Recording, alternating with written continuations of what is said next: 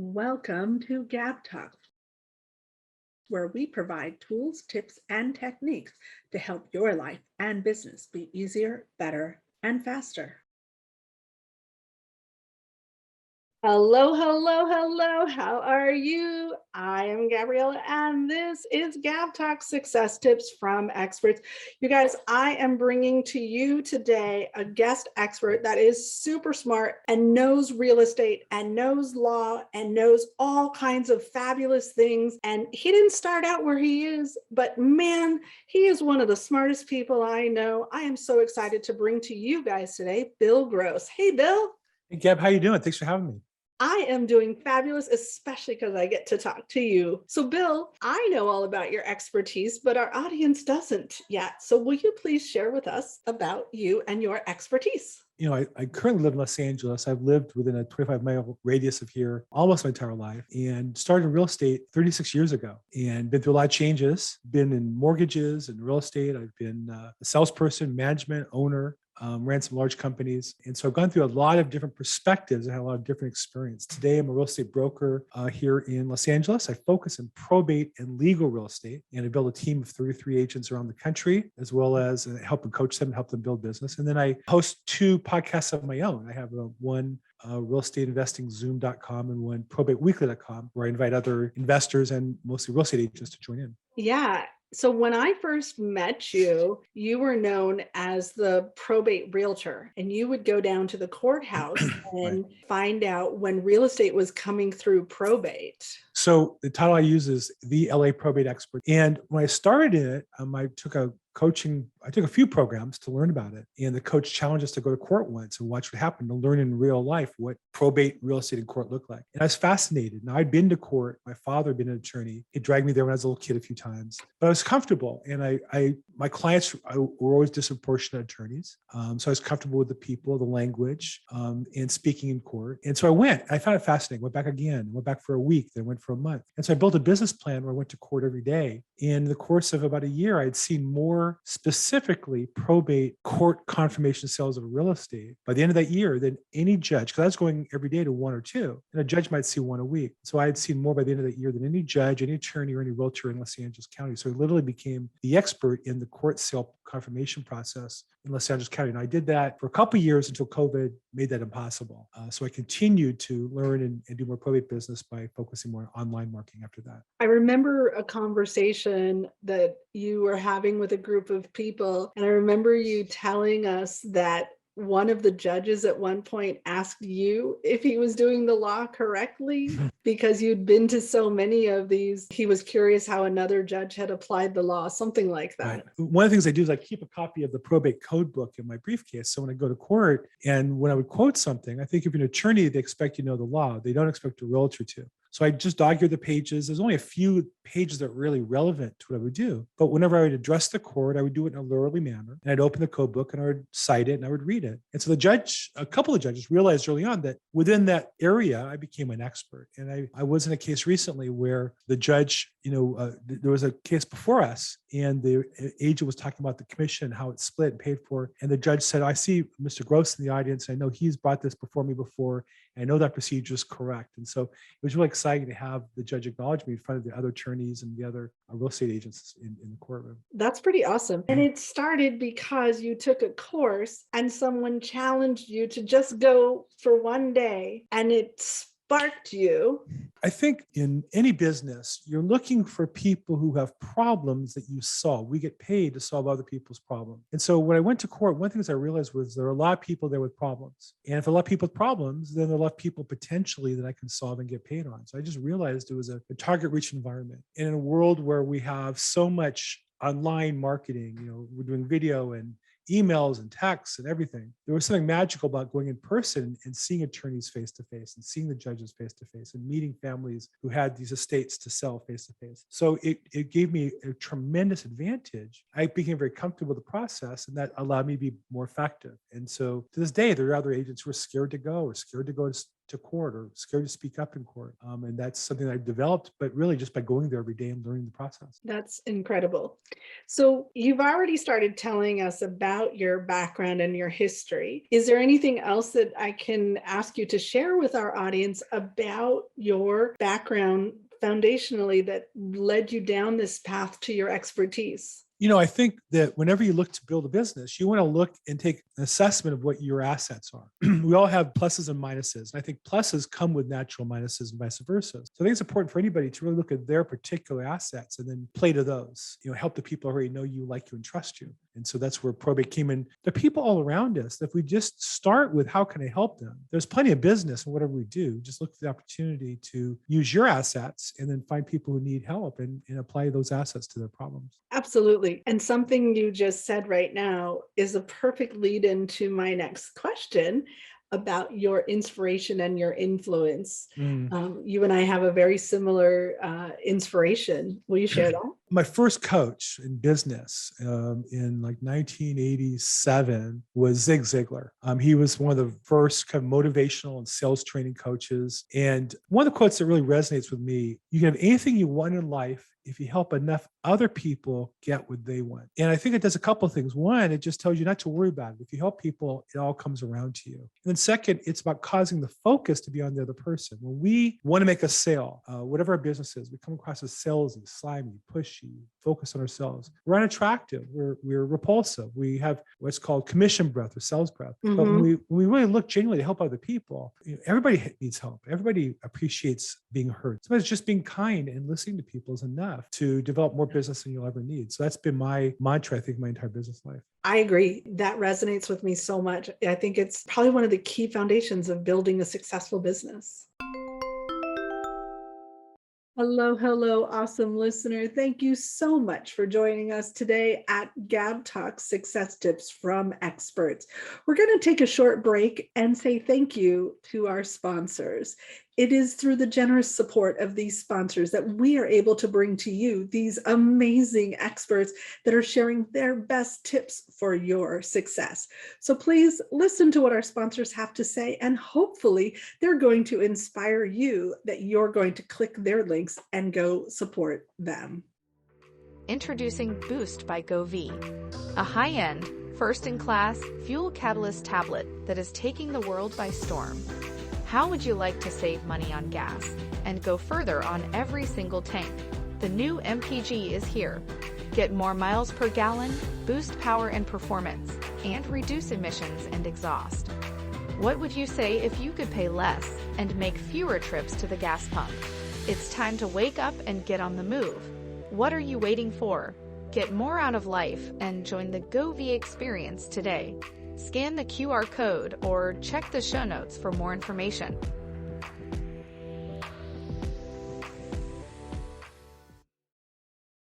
You've all heard, and you know how powerful it is to send thank you cards, notes of appreciation, and gifts that build and maintain relationships. However, writing and sending generic impersonal greetings and gifts one by one just is so overwhelming and takes so much time. Not to mention, these days, who wants to deal with lines at the post office, running out of stamps, or having to print stamps yourself? And then there's the embarrassment of missing an important date altogether. Yikes. So what can you do? If you go to marketyourbiz.guru, you will be able to get help with your greetings and gifts that are printed, stamped, stuffed, and mailed automatically for you. Make sure that you tell them Gabriella sent you. So if you could go back and talk to your teenage self, college self, is there one piece of advice that you would like to share with them?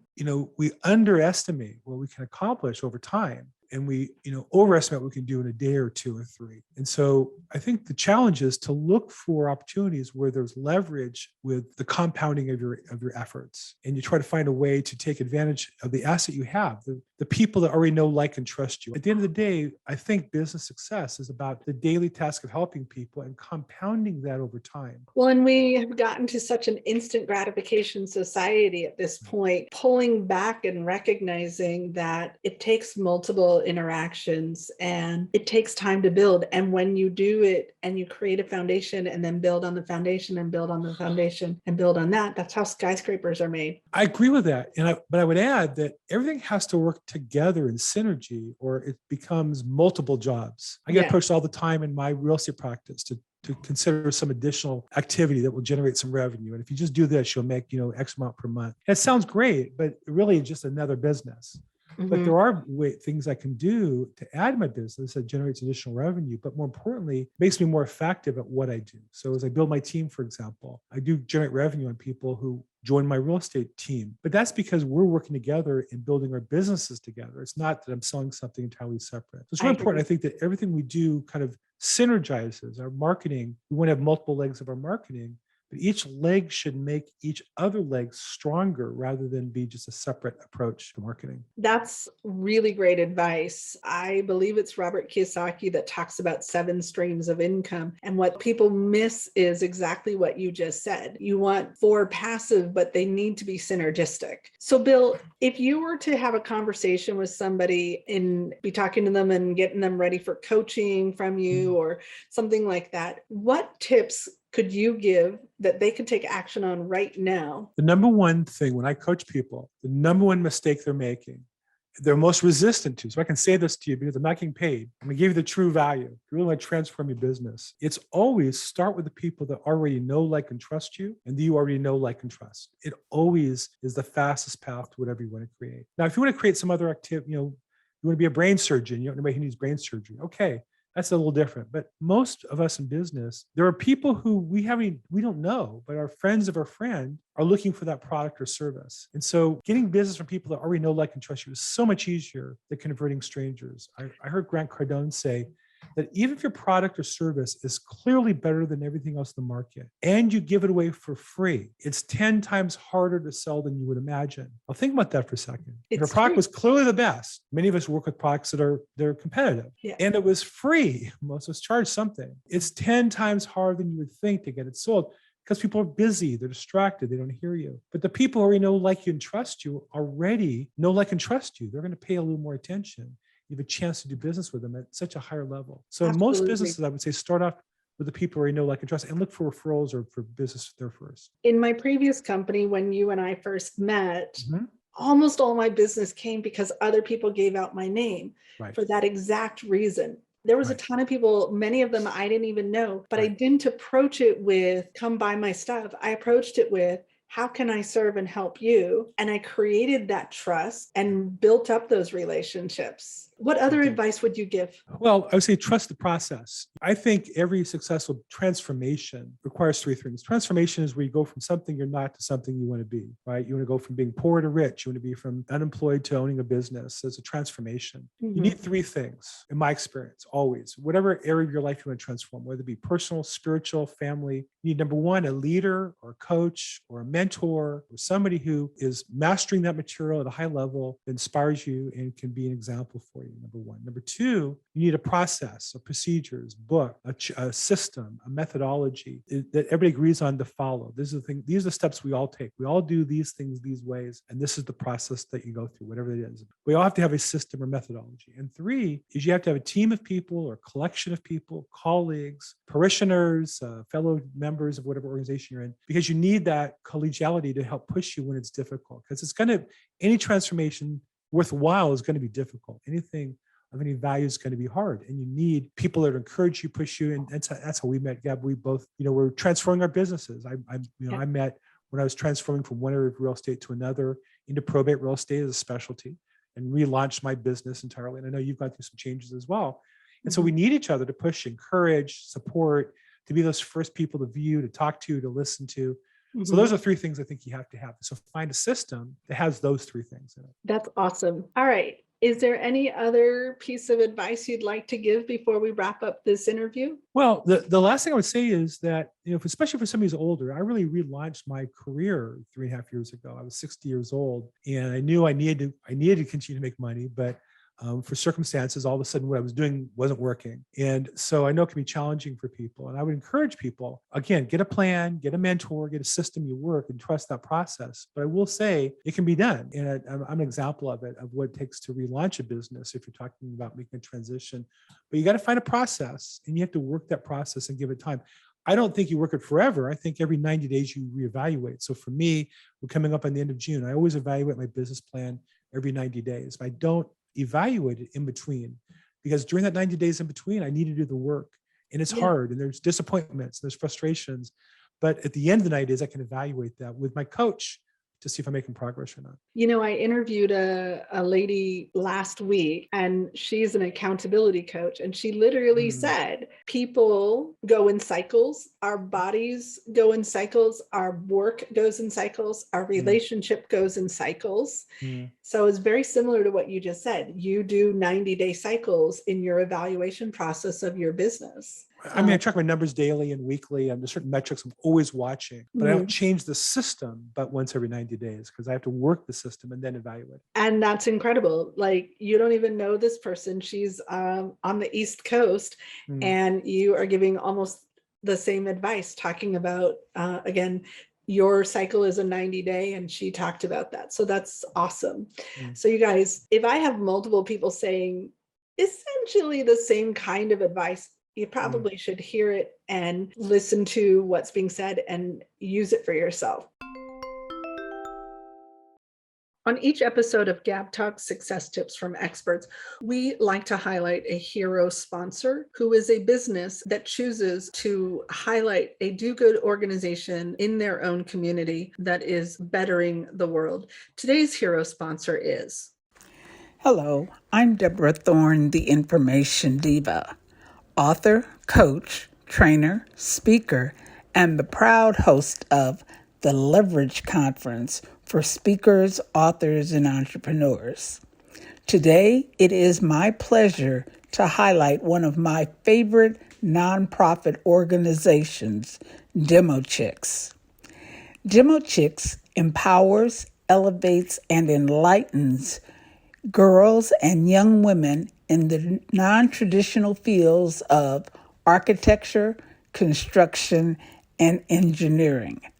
For more information about Demo Chicks, please use the link below.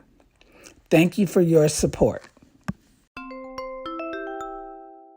So Bill, how can people reach out to you? And I know that you do a show twice a week, and they can find that on YouTube as well. Share your website and your contact information. Sure. So my YouTube channel is youtube.com/BillGrossEXP. All my social media is at BillGrossEXP. My website's thelaprobateexpert.com, thelaprobateexpert.com. And there you can have my contact info, and I have links to my calls and different resources for people in real estate and real estate investing and in probate real estate. Yeah. And so you guys, those links will be down below. Make sure you click the link, find out. We will also make sure Bill's YouTube channel is linked. On his YouTube channel, you can actually go twice a week to his live calls that he mentioned earlier. One is primarily, but not exclusively, fix and flip and investors. The other one is primarily, but not exclusively, probate. And you can learn from other experts that Bill brings in. And I've been a dozen times at least. And typically 30, 40 people are there because people know Bill is the guy to go learn from when it comes to real estate.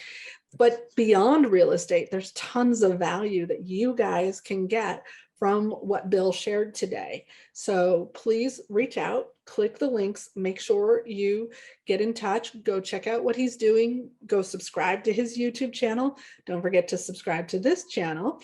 Make sure that you set your reminders so that you know when our next episode is airing. Hey, thanks so much for watching. We hope you got value today. We want to give a huge shout out of gratitude to our contributors. Please make sure you click the subscribe button below and don't forget to click the bell up above to get reminders when we add new content.